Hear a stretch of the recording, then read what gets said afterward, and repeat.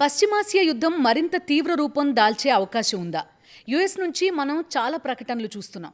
అవేంటంటే యుఎస్ మరైన్స్ రంగంలోకి దిగుతారు, మేము డైరెక్ట్గా భూతల దాడులు చేస్తాం అని ఒకసారి అంటారు. లేదు, భూతల దాడులు చేయడం పశ్చిమాసియా యుద్ధం ఇన్ని రోజులు కొనసాగదు, కేవలం 10 రోజుల్లోనే మేము ఇరాన్ని కంప్లీట్గా మట్టుబెడతాం అని యుఎస్ నుంచి మరొక ప్రకటన చూస్తాం. అదేవిధంగా మేము కర్గ్ ద్వీపాన్ని లేపేస్తాం, అది ఆయువు పట్టు ఇరాన్కి, దాన్ని కనుక దెబ్బతీస్తే మేము విజయం సాధించినట్టే అని యుఎస్ ఒకసారి చెప్తుంది. లేదు, మేము స్ట్రైట్ ఆఫ్ హార్మూజ్ పైన పట్టు సాధిస్తాం అని ఇంకోసారి అంటుంది. కానీ భూతల దాడులకి మాత్రం యుఎస్ దిగదు. దీనికి కారణం ఏంటి? ఎందుకని డైరెక్ట్ అటాక్ చేయాలంటే యుఎస్ వెనకాడుతోంది? భయమా? ఎందుకని యుఎస్ మరైన్స్ డైరెక్ట్గా ఇరాన్లోకి ఎంటర్ కాలేకపోతున్నారు? ఇజ్రాయిల్ ప్రోత్సహిస్తున్నా, గల్ఫ్ దేశాలు ఎంతగా ఉసిగొల్పుతున్నా యుఎస్ మాత్రం ఎందుకు వెనకడుగు వేస్తోంది? 5 రోజుల విరామం అని మొదట అంది, ఆ తర్వాత దాన్ని 10 రోజులకి పొడిగించారు. దీని వెనుకున్న కారణాలేంటి? అంత అద్భుతమైన శక్తి సామర్థ్యాలున్న యుఎస్ సైన్యం ఇరాన్లోకి ఎంటర్ కావాలి అంటే భయపడుతోందా? పశ్చిమాసియా యుద్ధం చూస్తున్న ఎవరికైనా కూడా ఈ సందేహాలు వస్తాయి. ఈ సందేహాలకి సమాధానం వెతికే ప్రయత్నమే ఈ పాడ్కాస్ట్. సో ఒక్కసారి చరిత్రలోకి వెళ్దాం. యుఎస్ మధ్యప్రాచ్యంలో ఏ విధంగా కల్పించుకుంది? మధ్యప్రాచ్యాన్ని రీడిఫైన్ చేయాలి అనుకున్నప్పుడల్లా యుఎస్ చేయగలిగింది. 1986 లిబియాని తుడిచిపెట్టేసింది. అదేవిధంగా 2002 సంవత్సరం ఇరాక్ పైన దాడి చేసింది. తర్వాత 2014 సంవత్సరం సిరియాని మట్టుబెట్టే ప్రయత్నం చేసింది. ఈ ప్రాంతంలో ఇప్పటికీ కూడా ఆ ఉద్రిక్తతలు కొనసాగుతూనే ఉన్నాయి. ముక్కలు చెక్కలైపోయింది కంప్లీట్గా. ఆ ప్రాంతం పూర్తిగా ఊపిరి తీసుకోలేని పరిస్థితి కల్పించింది. కానీ ఇరాన్ జోలికి మాత్రం ఏ దేశం వెళ్ళలేదు. కేవలం 100 సంవత్సరాల 200 సంవత్సరాల కాదు, 600 సంవత్సరాలు. 600 సంవత్సరాలుగా ఏ దేశం కూడా ఇరాన్ని టచ్ చేసే ప్రయత్నం చేయలేకపోయాయి. ఎందుకని? బ్రిటిష్ సామ్రాజ్యం, రవి అస్తమించని బ్రిటిష్ సామ్రాజ్యం అంటాం, ప్రతి దేశాన్ని కాలనైజ్ చేసింది. కానీ ఇరాన్ జోలికి మాత్రం బ్రిటిషర్స్ వెళ్ళలేదు. కారణం ఏంటి? వీటన్నిటికీ ఒకే కారణం, ఇరాన్కి ఉన్న భౌగోళిక స్వరూపం. ఇదే ఇరాన్కి ఉన్న అతిపెద్ద అడ్వాంటేజ్. ఇరాన్ టోపోగ్రఫీ ఏంటి?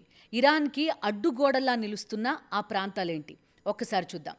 ఇరాన్కి సంబంధించి దక్షిణం వైపున జాగ్రోస్ పర్వతాలున్నాయి. ఇవి దుర్భేద్యమైన అడ్డుగోడల ఇరాన్ని కాపాడుకుంటూ వస్తాయి. ఇక ఉత్తరం ఆల్బోర్ట్ పర్వత శ్రేణులు అంటారు. ఆల్బోర్ట్ పర్వత శ్రేణులు కేవలం సాధారణ పర్వత శ్రేణులు కావు. ఈ పర్వత శ్రేణులు ఎలా ఉంటాయి, విస్తరించి ఉంటాయంటే, ఆల్బోర్ట్ పర్వత శ్రేణులు డైరెక్ట్గా వెళ్ళి కాస్పియన్ సీలోకి కలుస్తాయి. ఒక న్యాచురల్ అడ్డగోడలాగా, న్యాచురల్ ఫోర్టెస్ లాగా ఇరాన్ని ఈ ఆల్బోర్ట్ పర్వత శ్రేణులు ప్లస్ కాస్పియన్ సీ కాపాడుతూ ఉంటాయి. ఇక ఇరాన్కి పడమర మార్షీ ల్యాండ్స్ అంటాం, అంటే చిత్తడి నేలలు కంప్లీట్గా. ఈ చిత్తడి నేలల నుంచి శత్రువు ఆ దేశంలోకి అడుగు పెట్టలేనట్టుగా పడమర ప్రాంతంలో ఉంటాయి. అదేవిధంగా ఇరాన్కి ఉండే మరొక అతిపెద్ద అడ్వాంటేజ్ ఏంటి? 2800 కిలోమీటర్ల పొడవైన కోస్ట్ లైన్. ఇది కూడా ఇరాన్ని కాపాడుతూ వస్తుందన్నమాట. సో ఇవన్నీ కూడా ఒక కంచు కోటలాగా, ఒక దుర్భేద్యమైన కోటలాగా ఇరాన్ని రక్షిస్తూ ఉంటాయి. ఈ దుర్భేద్యమైన కోటనే ఇరాన్ తనకి పూర్తిగా అడ్వాంటేజ్గా మార్చుకుంది. మనం పశ్చిమాసియా యుద్ధంలో చాలా రోజుల నుంచి చూస్తున్నాం. అదేంటంటే యుఎస్ తన దగ్గరున్న అతి కాస్ట్లీయెస్ట్ మిసైల్స్ని మొట్టమొదట ఇరాన్ పైన ప్రయోగించింది. తోమహాక్ క్షిపణుల్ని ప్రయోగించింది. ఈ తోమహాక్ క్షిపణుల్ని ఎక్కడి నుంచి ప్రయోగించింది? కోస్ట్ లైన్కి చాలా దూరంలో ఉండి ఈ తోమహాక్ క్షిపణుల్ని ప్రయోగించింది. ఎందుకని? దీనికి కూడా ఖచ్చితంగా కారణం ఉంది. ఎందుకంటే ఈ పర్వత శ్రేణులు, ఇప్పటిదాకా మనం ఏవైతే పర్వత శ్రేణుల గురించి చెప్పుకున్నామో ఆ పర్వత శ్రేణుల్లోనే గుహల్లో ఇరాన్ ఏం చేసిందంటే తన అతి పెద్దవైన క్షిపణి వ్యవస్థల్ని ఏర్పాటు చేసింది. ఒక్కసారి మనం వెనక్కి వెళ్ళే ప్రయత్నం చేద్దాం. ఇరాన్ నుంచి కొన్ని వీడియోస్ బయటకు వచ్చాయి. అవేంటంటే మా దగ్గర అతిపెద్ద క్షిపణి నగరాలు ఉన్నాయి అనేది ఇరాన్ పదే పదే చెప్తూ వచ్చింది. దానికి సంబంధించి ఆ క్షిపణి సిటీస్కి సంబంధించి, మిసైల్ సిటీస్కి సంబంధించి వీడియోల్ని కూడా చాలాసార్లు ఇరాన్ రిలీజ్ చేసింది. సో ఈ క్షిపణి వ్యవస్థలన్నీ కూడా ఈ పర్వత ప్రాంతాల్లోని గుహల్లో దాచిపెట్టుకుంది. సో యుఎస్ కానీ ఇజ్రాయిల్ ఫోర్సెస్ కానీ లైన్ ఆఫ్ సైట్లోకి ఇరాన్కి సంబంధించిన బలగాలు వచ్చే లోపే, అంటే శత్రువు లైన్ ఆఫ్ సైట్లో కనిపించే లోపే ఇరాన్కి సంబంధించిన క్షిపణి వ్యవస్థలు యాక్టివేట్ కాగలవు, క్షిపణి వర్షాన్ని కురిపించగలవు యుఎస్ కానీ ఇజ్రాయెల్కి సంబంధించిన సైనికులపైన. సో తనకి న్యాచురల్గా ఉండే సరిహద్దు వ్యవస్థని తనకి అడ్వాంటేజ్గా ఇరాన్ మార్చుకోగలగడంలో చాలా పెద్ద ఎత్తున సక్సెస్ అయింది. అందుకనే సముద్ర మార్గం గుండా అటు యుఎస్ కానీ ఇజ్రాయెల్ బలగాలు కానీ ఇరాన్లోకి ప్రవేశించే సాహసం చేయడం లేదు. మరోవైపు మనం చిత్తడి నేలల గురించి చెప్పుకున్నాం. పడమర వైపు నుంచి ఈ మార్షీ ల్యాండ్స్ని దాటుకుని రావడం అనేది ఒక అసాధ్యమైన పని. భూభాగం గుండా ఒకవేళ కానీ అటు యుఎస్ కానీ ఇజ్రాయెల్కి సంబంధించిన బలగాలు ప్రవేశించాయని అర్థం చేసుకుందాం. ఒకవేళ భూభాగం గుండా కనుక ప్రవేశిస్తే ఇవన్నీ కూడా చాలా సుదీర్ఘ ప్రయాణం చేయాల్సి ఉంటుంది. ఈ ఫోర్సెస్ అన్నీ కూడా ఈ సుదీర్ఘ ప్రయాణంలో కేవలం పర్వతాలు ఎడారులు మాత్రమే ఈ బలగాలకి కనిపించే అవకాశం ఉంటుంది. ఇరాన్కి సంబంధించిన అత్యంత కీలకమైన నగరాలు, ఇరాన్కి ఆయువు పట్టు లాంటి నగరాలు టెహ్రాన్ కానీ ఇస్ఫహాన్ కానీ మొషాద్ కానీ సెంట్రల్ ఇరాన్లో ఉన్నాయి. ఒక సుదీర్ఘ ప్రయాణం చేసి ఆ నగరాలకి చేరుకుని డైరెక్ట్ వార్ చేయాల్సిన పరిస్థితి శత్రు బలగాలకి ఉంటుంది. సో ఇక్కడ టైం అనేది తనకి అడ్వాంటేజ్గా మారే అవకాశం ఉంటుంది. ఈ టైం అనే దాన్ని ఒక ఆయుధంగా మార్చుకుని ఇరాన్ శత్రు బలగాలపైన విరుచుకుపడే వ్యవస్థని సిద్ధం చేసుకోగలిగింది. సో అందుకోసమనే అటు యుఎస్ కానీ ఇజ్రాయిల్ కానీ పదే పదే ప్రకటనలు చేస్తాయి. ఏమనంటే మేము ఇరాన్ని తుడిచిపెట్టేయగలం, మేము మా మరైన్స్ని మోహరిస్తాం, మా రక్షణ వ్యవస్థల్ని మా సైనిక బలగాల్ని మేము ఇరాన్లోకి ప్రవేశపెట్టగలం అని పదే పదే చెప్తున్నాయి. కానీ ఇరాన్లోకి అడుగుపెట్టే సాహసం చేయట్లేదు. సో ఇవన్నీ కూడా ఇరాన్కి ఉండే అతిపెద్ద అడ్వాంటేజ్లు అన్నమాట. తన సహజ ఆకృతి, అదేవిధంగా తను ఏర్పాటు చేసుకున్న క్షిపణి వ్యవస్థలు, అదేవిధంగా రష్యా అండగా ఉండడం. మరోవైపు ఇరాన్ మొదటి నుంచి కూడా మరొక పని ఏం చేసిందంటే తన రక్షణ వ్యవస్థని కంప్లీట్గా 31 సైన్య బలగాలుగా విభజించుకుంది. అంటే 31 డివిజన్లుగా చేసుకుంది అనమాట. 31 ప్రావిన్స్లుగా విభజించుకుని ఆల్మోస్ట్ ఒక 31 ప్రావిన్స్లని, ఒక్కో ప్రావిన్స్ని కూడా ఒక్కొక్క సైన్యానికి అప్పజెప్పింది. వీటికి ఎటువంటి కమాండ్ అవసరం లేదు, ఎవ్వరూ చెప్పక్కర్లేదు. మీరు దాడి చేయండి, శత్రువు వస్తున్నాడు దాడి చేయండి అని చెప్పాల్సిన అవసరం లేదు. ఎందుకంటే వీటికి ఆల్రెడీ ఆర్డర్స్ ఉన్నాయి. ఆ ఆర్డర్స్ సారాంశం ఏంటంటే కమ్యూనికేషన్ తెగిపోవడమే. మీకు ఎక్కడి నుంచైనా కమ్యూనికేషన్ తగ్గిపోయిందా, మీరు దాడి చేయండి. ఇరాన్ గత కొంతకాలంగా చేస్తున్నది కూడా ఇదే. ఆయతుల్లా అలీ ఖొమైనీని యుఎస్ హతమార్చిన తర్వాత సెకండ్ కమాండ్ ఎవరైతే ఉన్నారో వాళ్ళు అధికారంలోకి రావడం మనం చూసాం.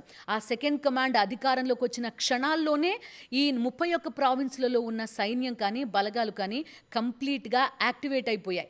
యాక్టివేట్ అయ్యి అటు గల్ఫ్ దేశాల్లోని చమురు క్షేత్రాలపైన కానీ యుఎస్కి సంబంధించిన మిలిటరీ బేస్లు కానీ దాడులు చేయడం మనం చూస్తున్నాం. అదేవిధంగా ఈ దాడులు వాళ్ళు ఫరెవర్ వాళ్ళ ప్రావిన్స్ని కాపాడుకోవడానికి ఇరాన్కి సంబంధించిన బలగాలు చేయగలిగేలాగా గత కొంతకాలంగా వాళ్ళందరినీ కూడా ఇరాన్ ట్రైన్ చేసింది. సో ఇవన్నీ కూడా ఇరాన్కి అడ్వాంటేజెస్. సో యుఎస్ ముందున్న ఏకైక ఆప్షన్ ఏంటి? మానసికంగా ఇరాన్ని దెబ్బతీయగలగడం. కానీ అందులో విజయం సాధించట్లేదు అనేది మనకి చాలా క్లియర్ కట్గా అర్థమవుతోంది. అదేవిధంగా ఇరాన్ పదే పదే చెప్తున్న మరొక అంశం ఏంటి? Straight of Hormuz. చాలా కాలంగా స్ట్రైట్ ఆఫ్ హార్మూజ్కి సంబంధించి మనం వార్తలు చూస్తున్నాం. స్ట్రైట్ ఆఫ్ హార్మూజ్లో సీ మైన్స్ని అమర్చి అటువైపుగా ఎవరైనా శత్రువుకి సంబంధించిన ఆయిల్ ట్యాంక్స్ వస్తే కనుక మేం పేల్చేస్తాం అని చెప్తున్నాయి, పేలుస్తున్నాయి కూడా. కేవలం కొన్ని ఫ్రెండ్లీ కంట్రీస్కి సంబంధించిన ఆయిల్ నౌకల్ని మాత్రమే ఈ స్ట్రైట్ ఆఫ్ హార్మూజ్ గుండా పాస్ కానిస్తోంది ఇరాన్. సో ఇప్పుడు ఏకంగా అక్కడి నుంచి టోల్ కూడా వసూలు చేస్తోంది అనే వార్తలు మనం చూస్తున్నాం. యుఎస్ పదే పదే ఏం చెప్తుంది? స్ట్రైట్ ఆఫ్ హార్మూజ్ని మేము స్వాధీనం చేసుకుంటామని చెప్తుంది. అదేవిధంగా ఖర్గ్ ఐలాండ్ని మేము స్వాధీనం చేసుకుంటామని చెప్తుంది. కానీ ఎందుకు చేయలేకపోతుంది?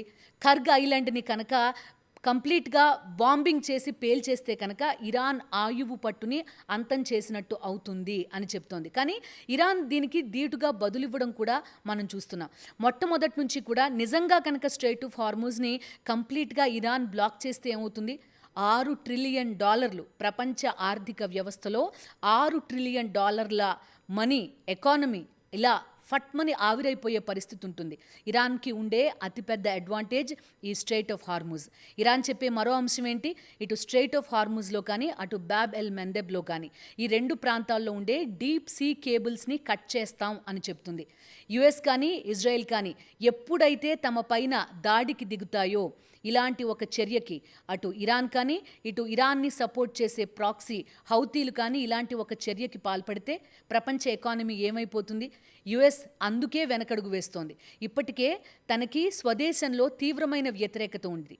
దానికి కారణం ఏంటి? అటు వెనుజులాలో ఏం చేసింది, క్యూబాలో ఏం చేస్తోంది, గ్రీన్లాండ్ తనదే అంటోంది యుఎస్. సో ఇప్పటికే ఈ అన్ని అంశాలపైన కూడా తీవ్రమైన వ్యతిరేకతని మూటగట్టుకుంది యుఎస్. అదేవిధంగా మిడ్ టర్మ్ ఎలక్షన్స్ రాబోతున్నాయి. ఏదో ఒకటి ఒక కంక్లూజన్ కావాలి. ఇరాన్ నుంచి ఎలా విత్డ్రా కావాలి, ఇవన్నీ కూడా యుఎస్ ముందున్న అతిపెద్ద ఛాలెంజెస్ ప్రస్తుతం. ఏదో ఒకటి చేసి ఇరాన్ పైన మేము గెలుపొందామనేది ప్రొజెక్ట్ చేసుకోవాలి. ఎలా ప్రొజెక్ట్ చేసుకోవాలి, ఎగ్జిట్ ఏంటి? సో ఈ పశ్చిమాసియా యుద్ధానికి స్విచ్ ఆన్ చేసింది యుఎస్, కానీ స్విచ్ ఆఫ్ ఎవరి చేతుల్లోనూ లేదు. ఏ విధంగా స్విచ్ ఆఫ్ చేయాలి? కేవలం ఇజ్రాయిల్ కానీ ఇటు యుఎస్ కానీ వెనక్కి తగ్గడం మినహా ఎటువంటి మార్గము లేదు. కానీ ఎగ్జిట్ పాయింట్ యుఎస్ ఏ విధంగా ఇస్తుంది? గల్ఫ్ దేశాలు ఈ ఎగ్జిట్ ఇవ్వగలుగుతాయా? ఇచ్చేలాగా యుఎస్ని ఒప్పించగలుగుతాయా? ఇప్పటికే నాటో కూటమి నుంచి యుఎస్ కానీ ప్రెసిడెంట్ ట్రంప్ కానీ తీవ్ర వ్యతిరేకతని ఎదుర్కొంటున్నాయి. చాలా దేశాలు తమ ఎయిర్ స్పేస్ని కూడా ఇరాన్ పైన యుద్ధానికి వినియోగించుకోనివ్వము అని ప్రకటనలు వస్తున్నాయి. అటు ఇటలీ కానీ ఫ్రాన్స్ కానీ స్పెయిన్ కానీ. మరి ఎగ్జిట్ పాయింట్ ఏంటి? ఎలా విత్డ్రా కావాలి యుఎస్ ఈ యుద్ధం నుంచి? గల్ఫ్ దేశాలు యుఎస్ని విత్డ్రా కానిస్తాయా? ఇది ప్రస్తుతం యుఎస్ ముందున్న అతిపెద్ద ఛాలెంజ్. ఒక సేఫ్ పాయింట్లో ప్రస్తుతం ఇరాన్ ఉంది. ఆ సేఫ్ పాయింట్ని ఎంతవరకు కాపాడుకోగలుగుతుంది ఇరాన్ అనేది చూడాలి. అదేవిధంగా సొంత దేశంలో వ్యతిరేకతని తగ్గించుకుని మిడ్ టర్మ్ ఎలక్షన్లో ట్రంప్ ఏ విధంగా గట్టెక్కగలుగుతారు? గల్ఫ్ దేశాలు యుఎస్ని కానీ ఇజ్రాయెల్ని కానీ ఇరాన్ నుంచి విత్డ్రా కానిస్తాయా? పశ్చిమాసియా యుద్ధం ద్వారా మన ముందు ఇంకా మిగిలిన ప్రశ్నలు ఇవి. దీనికి సంబంధించి టైం సమాధానం చెప్పాలి.